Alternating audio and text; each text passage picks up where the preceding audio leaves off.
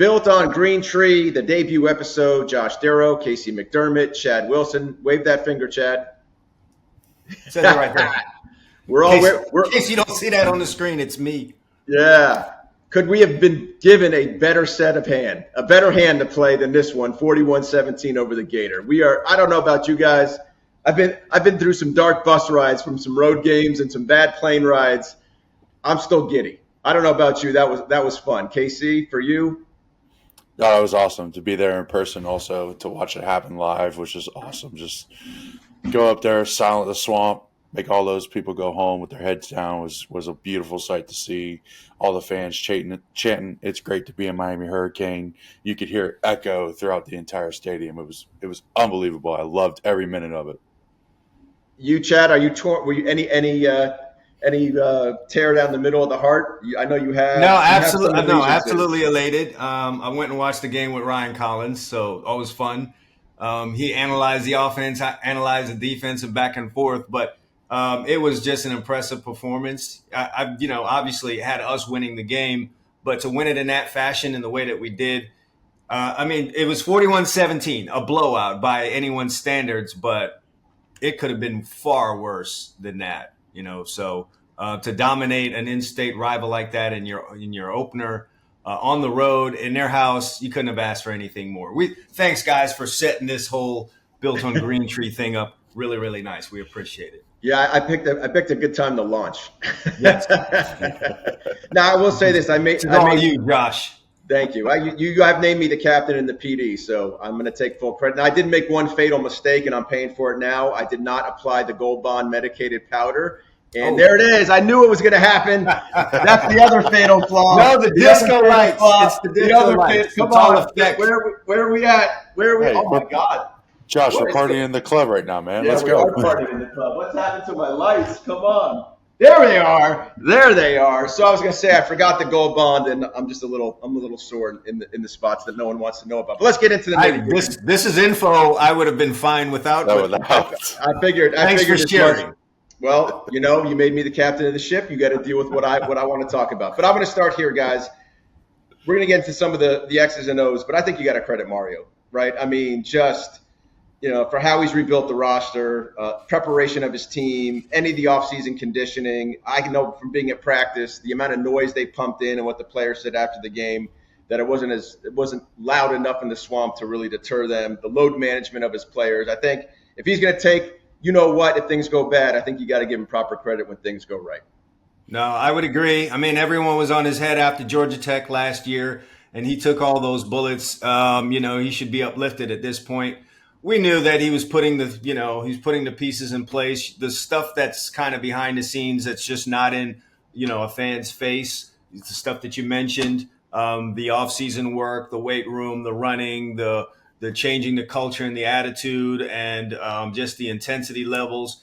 And then now you start adding the players to it. It seems like it's all coming together. So I'm definitely happy to see that. One of the biggest things for me, and you wouldn't expect it from a former defensive back like myself, was I know all eyes were on Cam, and he definitely looked great. Just how we looked in the trenches was the biggest thing for me, I know, going forward. That's just going to get us where we want to go. The time he had to throw. Now, he's a savant back there with feeling the pressure, but the time he had to throw was just outstanding, and he took full advantage. And then the pressure we started to put on in the second half, pass rush wise, and then stopping the run, it was great all the way around. Well, you're just trying to set up KC. I mean, Jesus, right to the trench.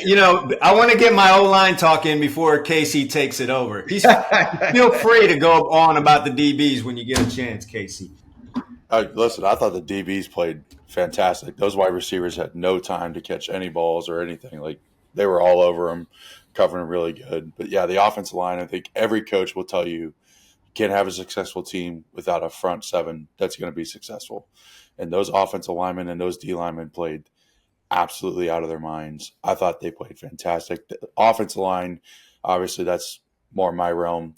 I was watching them pick up delayed blitzes, TEs, ETs, NTs, all the types of games. I mean, Florida did not rush straight, I think, once the entire game. I think the entire game they were trying to move the line around, trying to bring delayed dogs. And at the end of the day, they picked up everything. They passed off the stunts. And then the few times that they messed up, Cam was able to use his feet, get out of the pocket, and make a play happen. And that's something you can't ask more of your quarterback to be able to do. And that touchdown to Jacoby George, like I remember texting my family during the play going, what did I just watch? Because I feel like any, a couple quarterbacks we've had the past couple of years, that's not going to make a play like that. That was absolutely unbelievable. Yeah. Chad, all right, Chad, you're the DB. Like, what do you do? What can you do when you are dealing with a quarterback like that who can buy that time and create more time? Like, how do you match that up? You just hope he doesn't see your guy who's probably going to be open, but no, in all seriousness, it is difficult because there was two things happening. He was buying a lot of time. So now you've got to cover a guy for longer than you would expect to have to cover a guy. And then there were other times where you would have your back turned covering a receiver and you start to hear that noise and you turn around and here he is running with the football. So there's just so much going through your head. In those moments, it's covering a guy. Then how long do I need to cover the guy? Now it's a scramble drill, and it's not a real play anymore. So anything can happen. It becomes unpredictable. And then there's times where he's turning around running with the ball. Now I've got to come off of coverage, or if that receiver starts to block me, it was just a whole lot for a DB to deal with. I will say this, one thing that really was impressive, along with what Casey said, that was one big thing that I noticed. They picked up the stunts, the blitzes, flawlessly. I mean, there were obviously some times where they penetrated through, but it seemed to me that Cam was so in lockstep with what blocking he was getting up front that there were times where he pedaled out to the left smoothly, knowing that they had that edge sealed. And then there are other times where he knew he couldn't do that and step up there in the pocket and took off running. He just has so many ways to evade, escape, buy more time. It just seems so in sync that I was just sitting there in awe. I mean, it was the way he's cool back there, like standing up like he was waiting for an order at Starbucks a few times, totally unfazed by what they were doing was just unbelievable. All right, so I'm going to ask you this. What you thought you was like, everything you guys had heard about Cam, even me seeing him in practice, but even that being said, everything you guys had heard about what Cam brought versus what you actually saw on Saturday. How would you compare the two, Casey? I mean, I remember looking back at his highlights from last season and seeing kind of the same poise and composure just in the pocket. Like there's many times last year, even with the offensive line wasn't as good as our offensive line was, where he would just stand there in the pocket and just be calm, cool, collected, wait for one of his guys to get open. And I want to also credit the wide receivers because there's a big part that they have to play when Cam scrambles out of the pocket, and it's called the scramble drill. And what Chad was just referring to, that's really hard to guard because now wide receivers are cutting back on where they were going, and now your focus is on the quarterback and not your man. And that's why we had a bunch of guys wide open downfield later in the game when he did have to scramble. How about you, Chad? Just the totality of putting it all together. Obviously he has college football experience, but in my mind, this is your first game with this team. So I thought there would be some things that were off, maybe some misconnections, misreads, things of that nature. I didn't see any of that. The one blemish on the sheet was a sidearm throw that got away early in the game, and the team seemed unfazed by it, offense, defense, and no one seemed bothered by it. But again, the sidearm throws, because a couple of those quick screens would not have gotten off if he didn't drop his arm level down and get that ball out like that. Just the level of calm, like Casey, I saw some of that in highlights, and I did see a couple of Washington State games last year, but it was just even more than that. So it's like It was the experience on top of experience, and just the decision-making with the football. I was just extremely impressed with, his ability to do all of these things, put all of these things together so early in the season. It just leaves you really looking forward to what else is going to be coming with the rest of the season as we, head into some of these other games and ACC schedule and all that good stuff. If we could keep this going and perhaps add on to that, I think a lot of people who hate the Canes are going to have a really bad football season. I mean that. Well, I can't. I was just going to say the words that I promise I'll never say. Begins with a B and ends with a K. I ain't saying Do it. it yet. No, Don't no, do no. it I'm yet. just saying. Don't do No, it no, yet. no, no. Not that we are. That if it when it happens, that hate factor goes to an all new high. Hey, I'm gonna Chad. You've been a coach, Mm. and you've coached on the defensive side. So let's frame this for Cam. Obviously, that interception bad, right? With no question about that. But do you have to sort of take that or live with that, knowing you get all the other stuff that happens? Like that is part of who he is. Obviously, in that moment, you don't want that play, but his playmaking that he did the rest of the game, like that's who he is. Yeah, you can't get all the great stuff that we saw, the precision throws, the moving out of the pocket, the scrambling down the field, fitting a few balls in maybe that some other guys wouldn't have done without getting that here or there. You know what I mean? So um, kudos to, the entire offensive staff allowing him to do that. Shannon Dawson out there obviously feeling really great that I've got this weapon. And kudos to him for not putting a cap on him, not, putting a shackle on his ankles, and just taking that as a part of it. Now, it does help that you have an experienced quarterback. It's not some freshman hotshot coming out there doing this. You've got plenty of tape seeing him do these things, and sometimes they've gone awry. So that does help when you've got an experienced guy. But I'll go back to it again. The great plays don't happen if you start putting, a cap over a guy's head like that. You just, those will happen from time to time. But the way the defense was biting and getting after guys, I got to mention this. I knew that early in the game, Florida would be trying to get the football into Eugene Wilson's hands. He's the best thing that they've got on that offensive side of the ball outside of Montrell Johnson. And the way that we got hats and numbers to the ball when they tried to get him those easy throws, the screens and things of that nature was really, really impressive. One thing that excites me about defense is when guys run to the football. And it might have been the first or second catch he had on the screen. And I think he might have shook the first guy, and there were 4 or 5 other hats there in a moment's notice getting on top of him.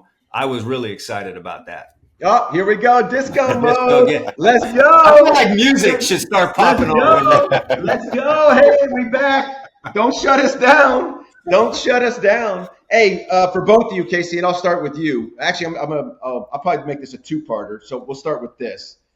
Actually, and you both can answer this one because Casey, you as a player, Chad as a player, now as a coach, or having coached at a high level, at the high school level at American Heritage.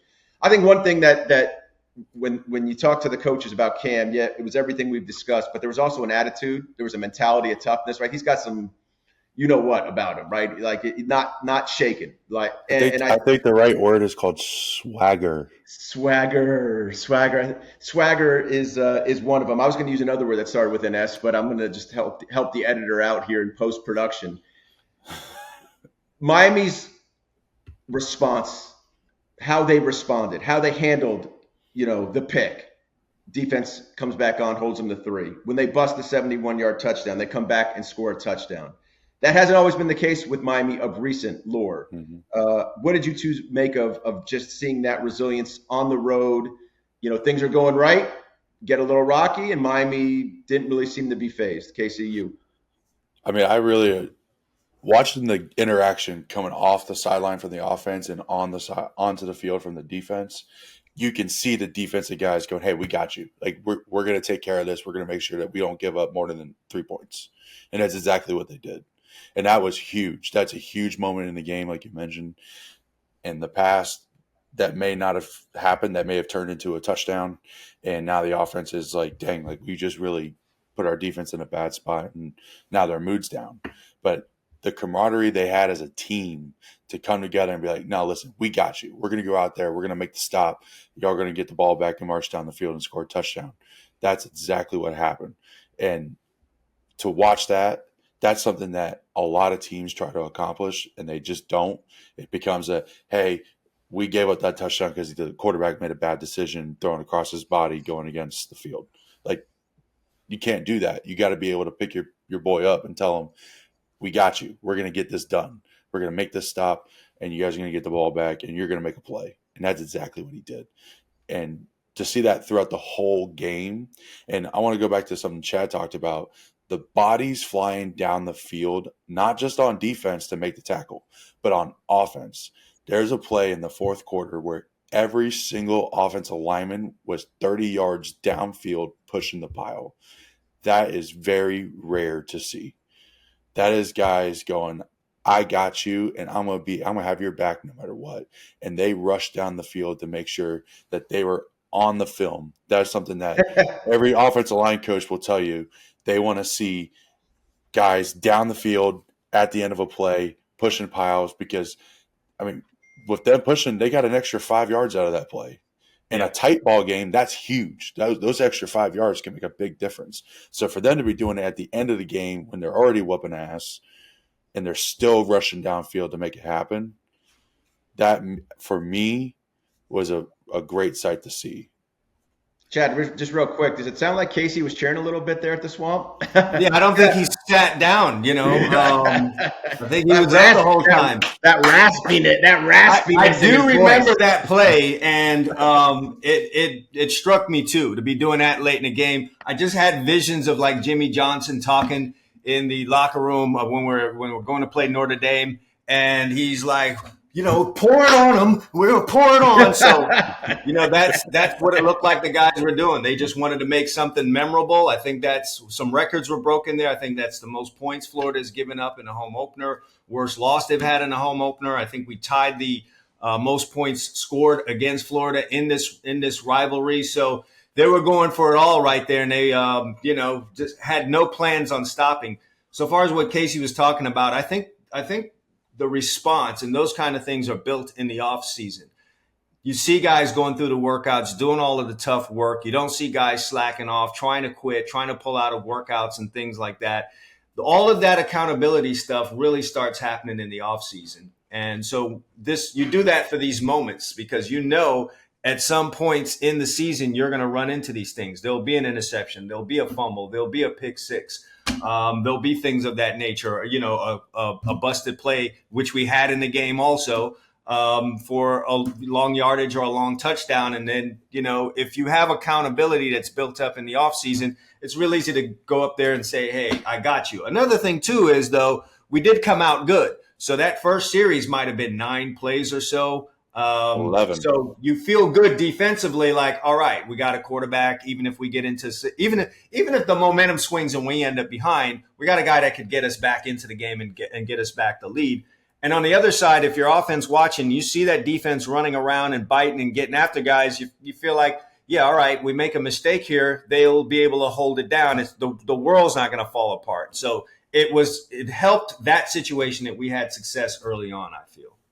How much does having a guy like Cam Ward in his personality, Casey, I'll say, right? A guy that, as Chad just alluded to, it's been built through the winter, because he came, right? So winter, spring, summer, right? You see it in the film room, you see it in the practice field, that his personality, the other players look to him and they kind of a response mechanism to how he acts. So if he's up and he's good and he's strong, they're good. If not, it's the other way. So as a player, how much do you respond to your leader? I mean, leaders, that's why they're leaders, because they don't control the mood, but they have a big effect on the mood. But accountability, like Chad was talking about, if the leader's not got a good mood and he's not playing his best, everyone below him's got to be able to pick him up and carry him as well. It's not just a one-man show, and it's not the coaches leading the players. I mean, the best teams will always tell you they're a player-led team. And it seems like when he stepped on campus, and from the people I've talked to who are still around the program, the coaches said, Cam, you lead how you want to lead because this is a player-run team. And the guys have accepted him. They knew who he was coming in. I hear he's a big trash talker out there, and I love that. I feel like some of the best leaders in the world can also do some really good trash talking, and from what I hear, he's probably the best. I mean, I think Inez Cooper is giving him a run for his money, and I've thoroughly enjoyed watching Inez talk smack to some Florida Gators out there during the game. You guys, I don't know if it came on the TV broadcast. There's been some pictures of it. You guys see Inez right before kickoff? Have you seen that picture of him where he literally, everyone's kind of lined up on each sideline, and he's literally to the numbers on the field, single, solo, just pointing to the other side like, let's go. Not like scrap it up, but like we're ready. We're not backing down. No, didn't see that, but kudos to him if he did it. And you want to have things like that work out. I think last week Florida State had a guy steer down Georgia Tech guys coming in. Didn't end up too well for him. So I'm glad you did that, and it ended up in a great result for us. But yeah, people know I'm down for the smack talk. I'll definitely. I love every minute of it. Yeah, you got to be able to back it up for sure. Let's speak about it, Casey. Let's talk about, because the first play of the game was a run play, right? I think it was like inside zone or something like that, and Damian Martinez pushed 5 yards after contact, but he kept pushing the pile forward. And I kind of feel like that was just sort of like, we're going to establish who we are and what we want to do today. But in the overall macro, I know you alluded to it earlier, but just the physicality of the offensive line. But how about the physicality of those backs? I love the physicality of the backs. And what I really love is something that I feel like we've missed also in the past is they picked a hole and they took it. They didn't try to go in one and bounce out and try to go down another and lose 3 yards. They found the hole and they hit the hole hard.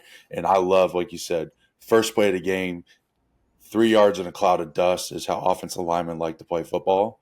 And Mario and Shannon and Cam Ward have even said, like, yeah, we're air raid offense, but we're going to run the ball too. And those guys came out and said, we're going to smack you in the mouth on the first play. And there's just so many examples throughout the game. I was watching it again this morning of when the guys were making contact and then running their feet after contact. I think Inez and Carpenter both had cakes on the same play, and they were like 10 yards downfield after initial contact. And like those are players that got dog in them, and they don't want to let up, and they're going to not give up until they put you on your back. Yeah, I thought I think something really great that I saw in the game, and it kind of forecasted how that second half was going to go, is overall we had 5 drives of 70 or more yards, which is outstanding. If I'm on the defensive side, that's really, really bad news for us, especially in an August game, with the kind of weather you get out there. That's really tough. And I think 3 of those were in the first half.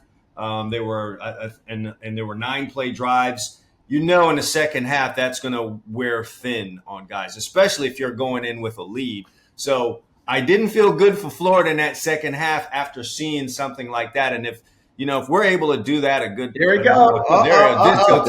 There we go. Woo, woo, woo, woo. Nice. Now, if we're able to do stuff like that, if we could get 3, 4, 5 of those type of drives per game, it's hard to beat a team when that's happening. You're not going to be able to do what you want defensively if your guys are out there like that, having to sit out there for 9, 10, 11 play drives. So that was a really good part to see as well. I thought Shannon Dawson. Go ahead, Casey. I'm sorry.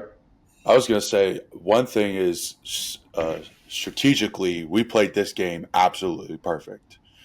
We deferred the coin toss, so we let our offense go out there, our defense go out there, make the stop, let the offense go on an 11-play drive, set the tone for the game, and then we took care of the middle 8, which every coach will tell you, if you get a chance to double dip in a game, you need to take advantage of it. And we did. We got the ball with a 2-minute drive at the end of the first half, went down there and scored, got the ball to start off the second half, marched right back down the field and scored again.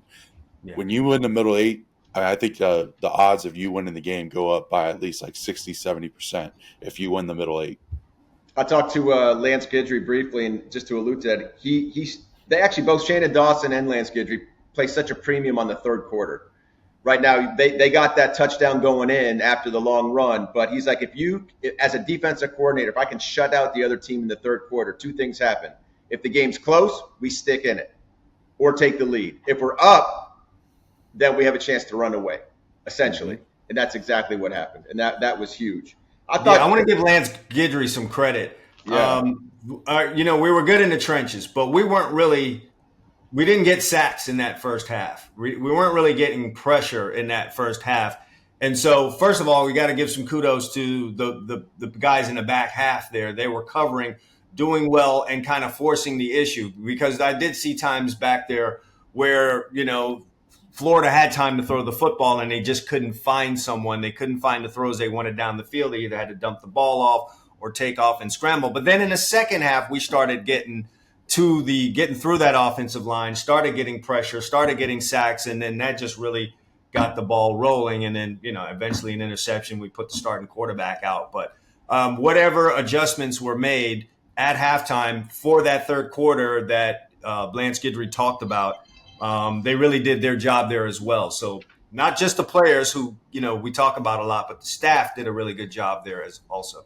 So we'll tag team that in a second. But one last thing on the offense, which goes to the staff.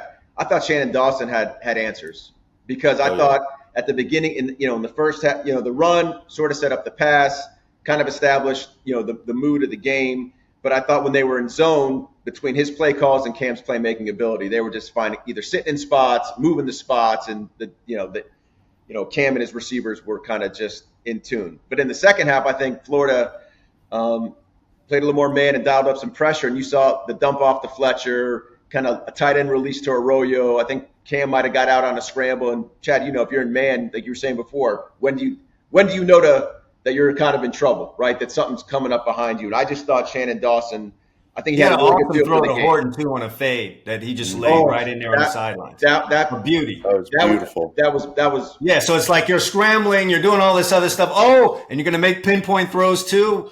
When's the end of this game? Let's get this thing over with.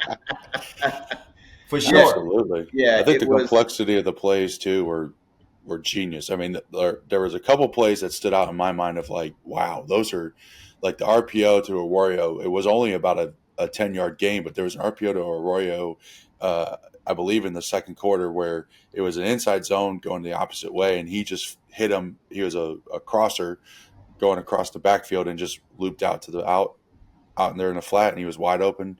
And then also the other tight end, it was an RPO, but it was a tight end screen with two wide receivers in front of him.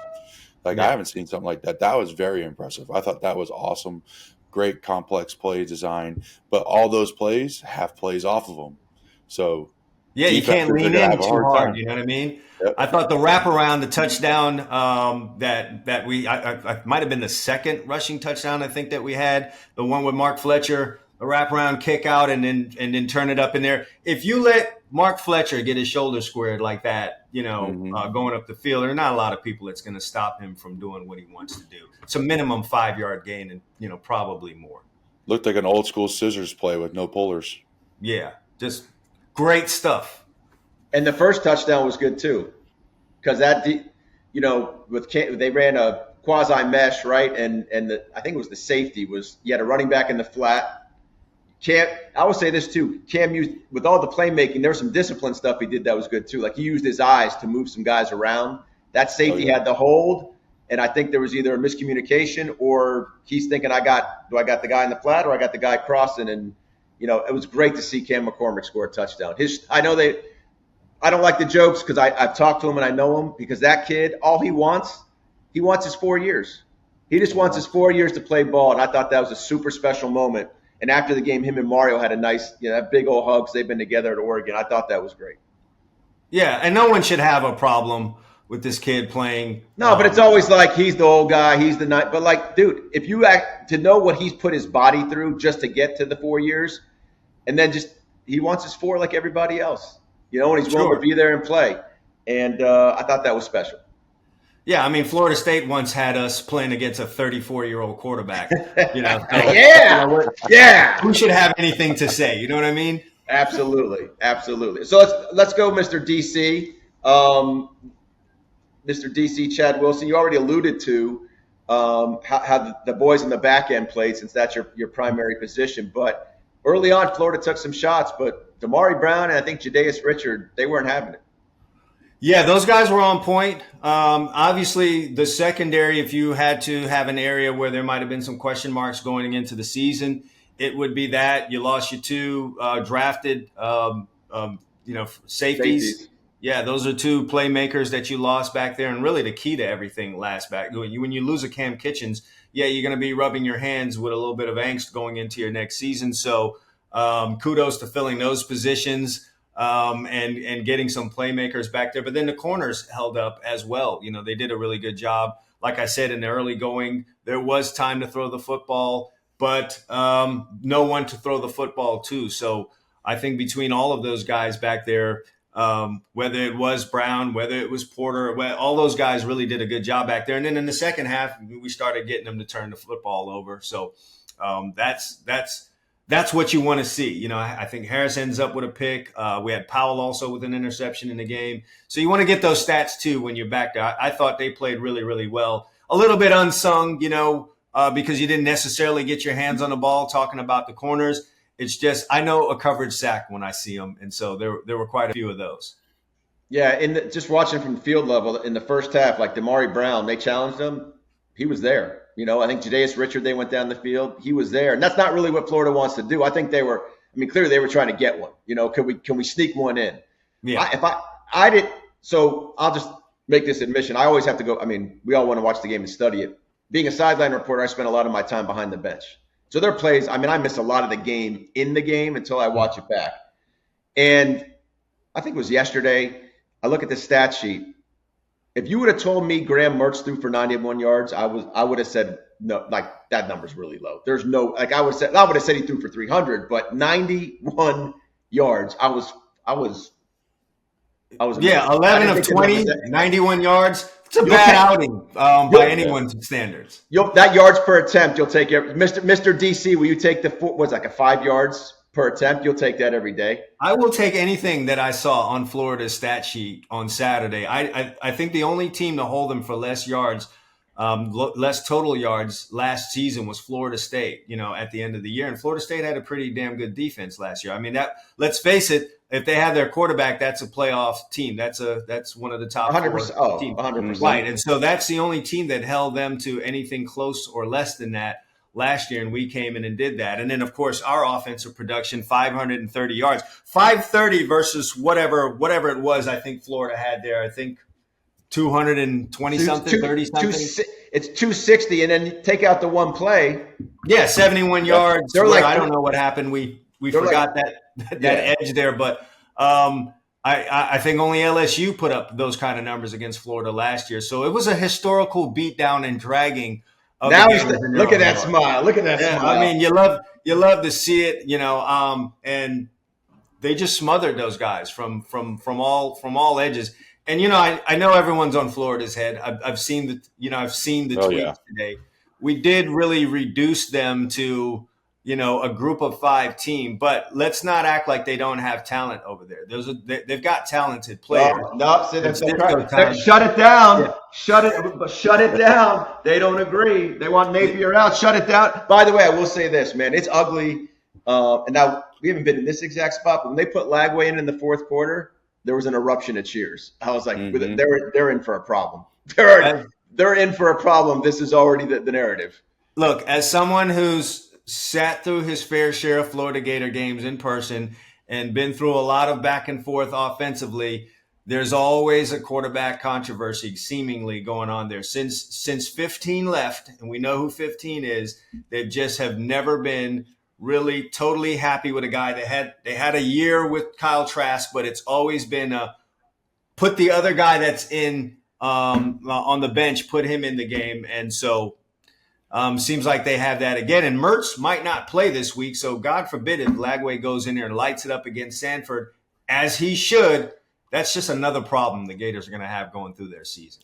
Very interesting that 15 is being worn again. I think that was I knew he was number 15, but that thing should be retired, man, because they have this thing they do before the game where they talk about Florida's history and they'll name great players at Florida. One of them's Emmitt Smith, who's in the Hall of Fame.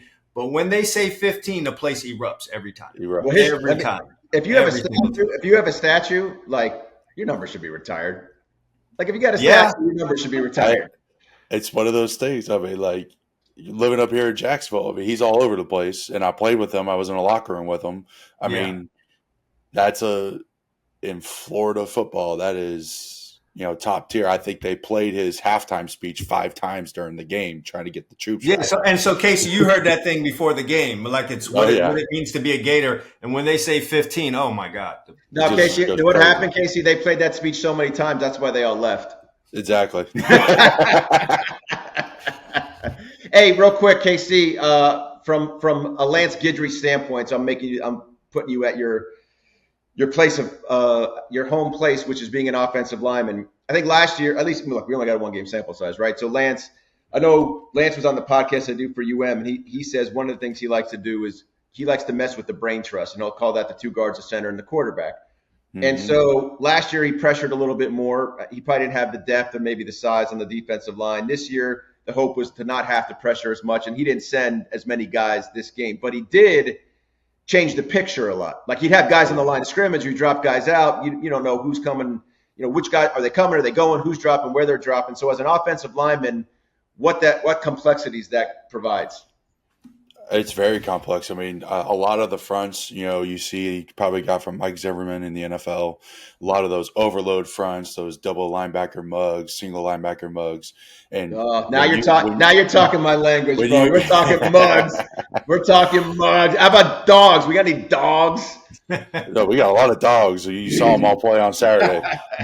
But yeah, no, them being able to move the line of scrimmage and change the picture, as you say, it's very complicated as an offensive lineman to be able to pass those stunts off, figure out if a linebacker is actually going to blitz or not. I mean, you're making calls based off of the picture that's presented to you. And if you're going to make, a 5-on-5 call, but they're bringing pressure off the edge and you don't see it as a center, you're putting your offense and your quarterback in a very bad position.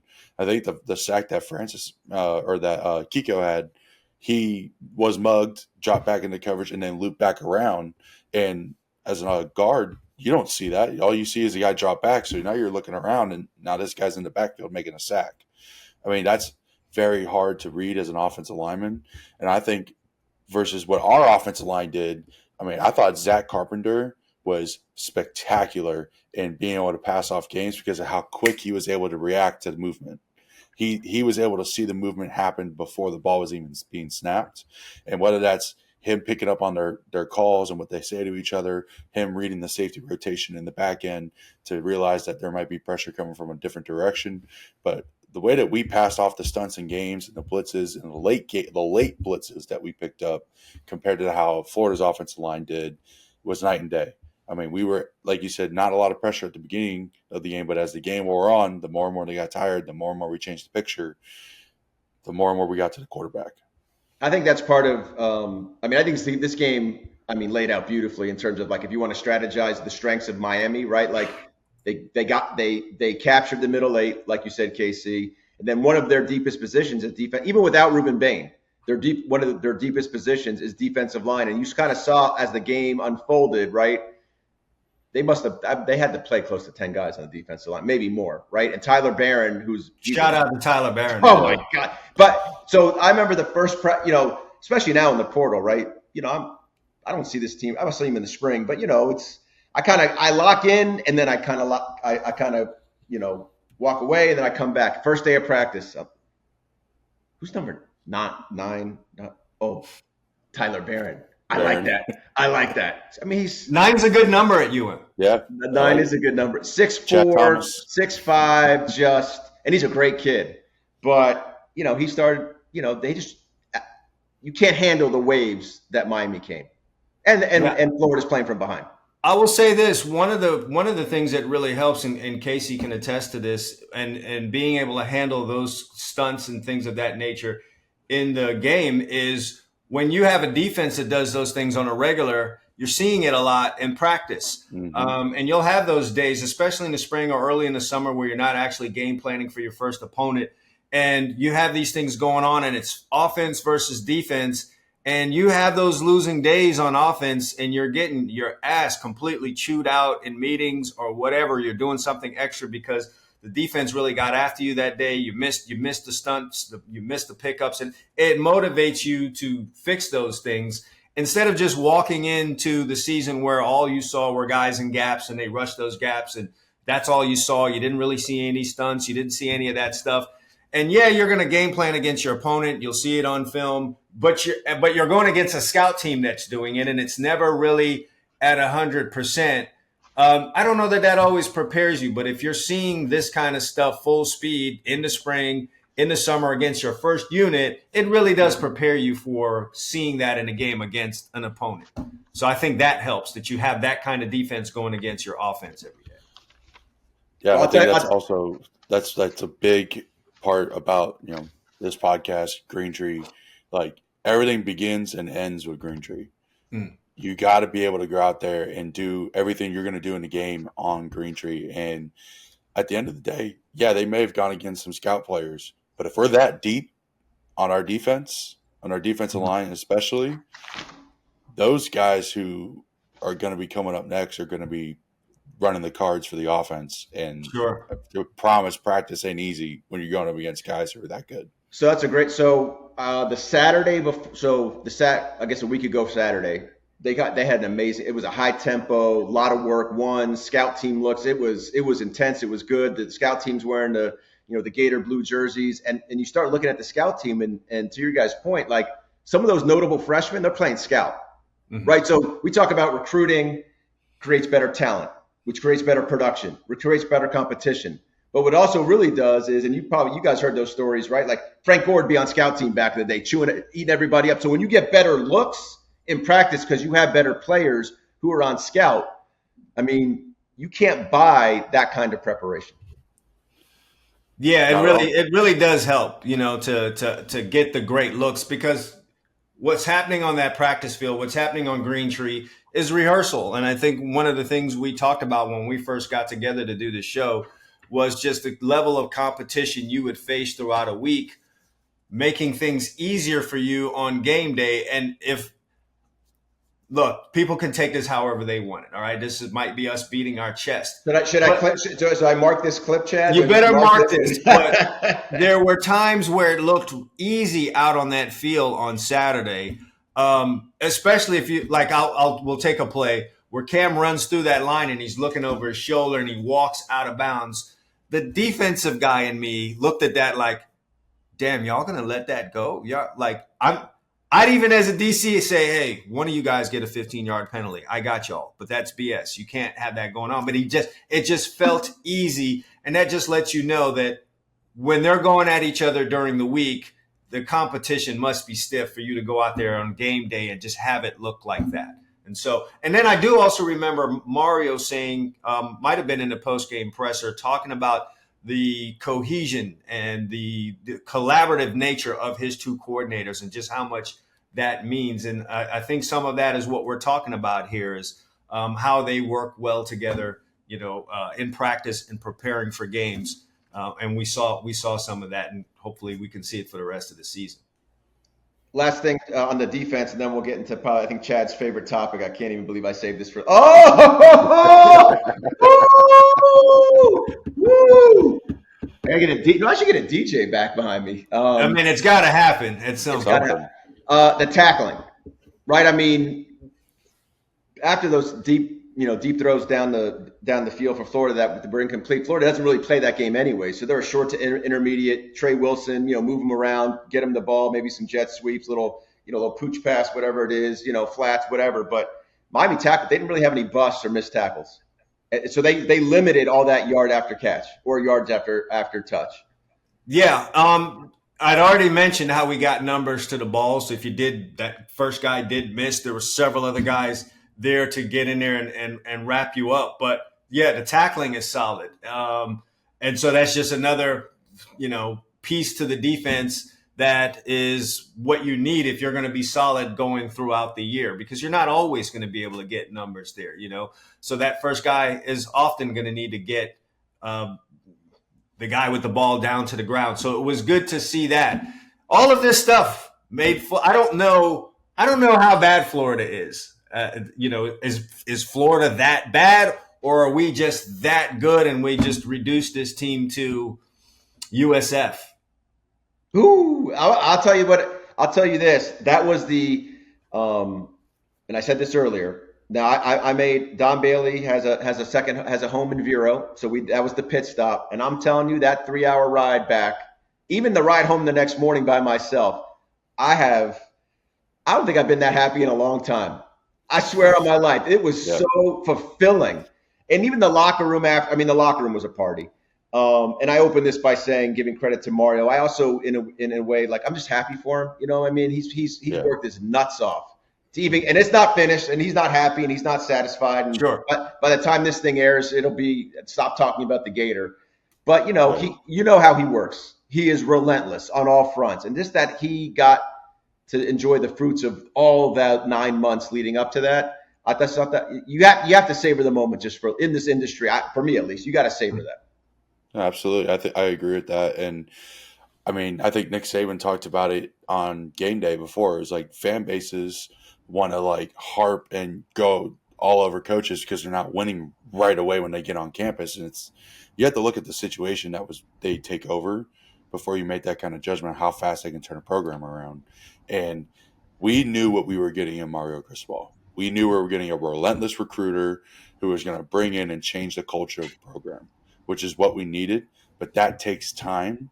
And a lot of these coaches who have had success, long-term success at the universities that they coached at, it took 3-4 years before they finally reached the pinnacle of that success. And it just takes time. And fan bases need to, after Georgia Tech last year, I was defending Mario. Obviously, there's decisions that need to be made differently. But at the end of the day, like he's trying to establish a culture of we're going to take the ball, we're going to shove it down your throat. I don't care what the score is. And yeah, I was having this discussion with someone obviously about Florida who changes a coach every 2.8 years, and it's about time for them to get a new one. So, when you get a guy that comes in and fix it fast, they leave fast, and often when they leave, there's a ton of problems left behind for the next coach. So, yeah, maybe you get in a championship game or you win a championship or two in a 4-year period because a guy fixed things fast. But then there's like a decade plus of woes that you have to deal with. I like the way Mario has done that. We're going to do this piece by piece. We're going to have a foundation. We're going to build this thing on solid ground, not on sand. And we're just taking that next step up so that we can have sustained success here. I don't know how long he'll stay here. He seems like someone that will be here for the long haul. And if you are going to be here for the long haul, you don't want to reach this quick peak and then you're sliding down and down, because we know how fans could get here. They obviously can go nuts on social media, but that's, anyone can do that. But our fan base will leave that stadium empty. This is not Nebraska. It's not Columbus. We will not fill that stadium up if the product is mediocre. So I think he's setting us up for something long term here. Yeah, I don't think it's just in his DNA. Like we were having a chat after practice one day in fall camp, and he said something that leads me to believe that he will never let that happen. Now, I didn't do this on purpose, but it was a nice little segue talking about recruiting, Chad, because his first note to us, KC, had nothing to do with the game when we asked about topics. He just went, Chad, Mr. One that never turned down controversy, went right to the hijacking of the recruits as the thing he wanted to talk about. So, Mr. Wilson, how did you enjoy that? You must have just been like smirking. Listen, I'm going to tell you the genesis of that comment that I made there. I would go to first my kids were recruited by Florida, so they'd gone up and they'd been recruits. So I'd seen that whole process. I seen the whole game day thing. And then I just remember going to so many games and wondering why they would put recruits by that tunnel. I guess it's all good when you're kicking ass like that, but I just kept thinking, why would you ever want recruits that close to that tunnel? They could be so close to a team that just came in there and beat you. But B, there's always a chance of some real trouble, some things being said back and forth. And man, if it didn't come back to bite them on this day, and kudos to our guys. These are, whether you're from South Florida or not, once you get here, you adopt the mindset, the culture. So it would definitely be us to go have a whole reach out session to recruits that are sitting right there. And I don't think it was one-sided. I think it was mutual. I think some of those guys were calling out. Eye contact was made. I think a U was thrown up by a guy in Florida gear, which is wild to begin with. And the poor recruiting girl that was, putting hands on players, she had to be a wreck afterwards going through. She didn't sign up for that. Nowhere in her contract did it say I'm going to put hands on 250-pound men to keep them away from our recruits. But I just thought, wow, that was just the final kicker in all of this, was going in and telling guys, come to the U. We got you if you try to be part of a winning program. I would dare say they're probably brainstorming right now on how they're going to get those kids away from that tunnel and stack them over there on more on your side. Let's flip that thing over to the other side. It never made sense to me, and it would be my school to really point that out and make it a thing now? So I had seen obviously right all the recruiting sites. It's a big home game. Who are all the big time recruits that are going to be in the stands? They're going to be there to see it. And as we were driving up, I was like, man, they just bring all these guys in to watch us. I mean, at this point, I would have tried to get a game under my belt before I did this. But that's that was like a free visit for Miami. Yeah, I mean, like, Jason, I would ask you, like, who recruited you coming out? Who did it come down to? And how would you have felt if you were like on a Florida recruiting visit, sitting right there, and then they got whipped by somebody coming through the tunnel? Would that have affected you? Like, what would you have felt like in that situation? I think me, since I'm a lifelong Cane, if I was at Miami and someone did that to us, I mean, one, we're not in a position where they could do that to us, but if they did, it wouldn't have swayed me. But if I was, I mean, definitely in a situation like that where in today's day and age, everything's social media, everything's being put out there, and you're watching your team that you are thinking about going to get their ass completely whooped up and down the field all day long, and then the players, some coaches are coming up to you going, you want to come here, man? Are you serious? You want to come here and get your ass kicked by us? It's not every year, and we know why they don't play us every single year. But every time you play us, you're going to get your ass kicked. I mean, it would definitely sway my mental state and being like, dang, do I really want to face that team every single year? Definitely something to be thinking about in the concourse or the drive down I-75 or whatever the case may be. I will say this as we'll wrap this up. This sport is always about recruiting, right? The pipeline better always be full. Or as Chad said, in a couple of years, who knows what's going to happen in any program. And I was joking, man. I hope all those recruiting staffers had those mobile cell phone chargers on the sideline so they could crank that shit up on the bus on the way home. Because they had to reach their message limit. I mean, I think they all carry 3 phones anyway. But I'm just saying, like, if was there not, beyond like the result in the season, whatever, like just for recruiting, like you didn't have a 3:30 primetime window to showcase everything. Because look, we talked about Miami. There was a lot of air pumped into Miami prior to the season, like a big old tech stock. And they came through and they performed, and now it goes from like what it can be to like we just showed you what it is. Like we just showed you what we are and what you want to be a part of. And to me, that could not have played out any better if you're Mario Cristobal and that side of the equation. Absolutely. And there it is. Oh! Get the disco ball going. You're just bringing the locker room after the game home with you. That's all you're doing. Oh, yeah. Exactly what he's got going on. Yeah. What I was going to say is like, I said this in the chat. You said, Casey, don't be a fan, man. It ain't being a fan. It's fact. We got to play like that no matter who we play. I think that's been a problem for us, in the recent history is we've kind of played down to the level of competition that we're playing. But if we play like that every single game, there's going to be very few close games in the near future. We got to go out there and we got to dominate how we did all 4 quarters, no matter who's in the game. Yeah, and you get young guys in when you do that too. So you really do prep yourself for seasons down the road, getting guys in games, getting them experience, and so on and so forth. But I think the real damage in this game is the recruiting part of it. It's such a big part of college football now. And Florida very well might recover. They may very well go out and hang a really big whipping on. How you feeling about that? That they'll handle the business against Sanford. Oh no. I was talking long term. Who knows? You know what I mean? I know the pressure is going to be on. There'll be voices. You really can't have any slip ups, but they very well might get it together. They might in a couple of weeks go out and beat Texas A&M.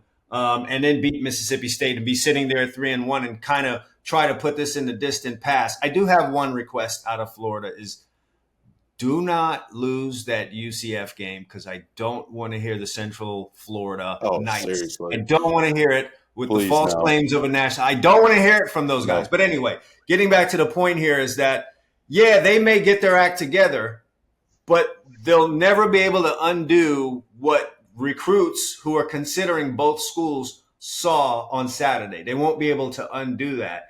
And you can carry that message if you're recruiting for the University of Miami into those living rooms when you're trying to close kids out in December or February. You have that on them, and there's just no changing that. And then it's even better if Florida ends up having a season better than what everyone thinks they're going to have right now. If they manage to go 6-6 somehow through the grace of God after what we saw, that's an even bigger feather in your cap. If you're the University of Miami, you could say, hey, look at what we did to this team who did beat LSU later in the year or went to the wire with Texas. Texas had to battle it out to beat Florida, and we went in their own house and stomped them. So you can't undo Saturday in the recruiting world, and that's why I think the biggest hit is.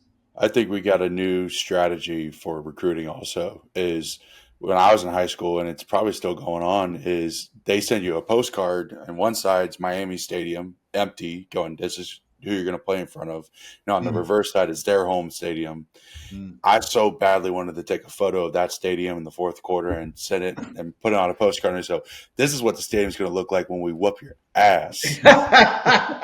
Because it would only be right because they hit us all the time about the empty stadium. So yeah. But when that stadium's rocking, dude, listen, my fondest memory is whooping Notre Dame's ass, and I think a lot of people will tell you that was probably one of the loudest times that stadium's ever been, and like ear deafening loud. And remember, that's a pro stadium. It's kind of hard to get those stadiums loud like that. And I mean, when we're playing, we're on, and you see the guys on social media today after practice coming out of the indoor going, hey, we need to pack the rock because we need the home fans behind us. There's nothing that gets a Miami Hurricane more juiced up than when you're coming on that overpass on the bus and you see the overflow parking lot completely full.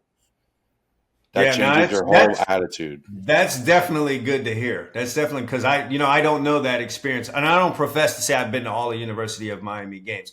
I played in the Orange Bowl. I've had that experience. I know what that's like when that place is packed and loud. And I played during an era where we would, do stuff like that. But I was in the stadium that night when you guys played Notre Dame. And having been in it several other times for several other games, that felt different than any other time since we had moved into that stadium. So, I was there in the beginning when we moved over there and all the feelings you had about having to go to that stadium. But on that night, that's the best atmosphere, I think, before that and even since that it's ever been. And you could get swept up in the feelings of we're back because he said it. He said it. You can get caught up in that. He said it. Listen, I'll tell you this.